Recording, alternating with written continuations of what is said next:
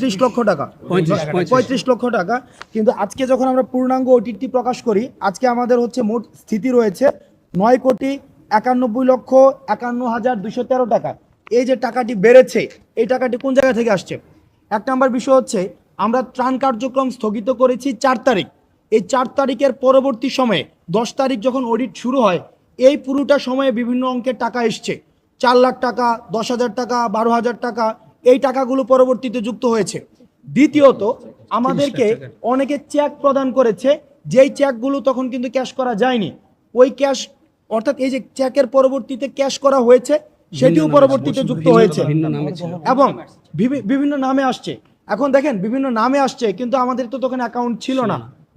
এই কারণে আমাদের অ্যাকাউন্ট করতে হয়েছে, দেন টাকাটাকে হচ্ছে আমাদের লিকুইড মানিতে ট্রান্সফার করার কারণে সেখানে অ্যাড হয়েছে।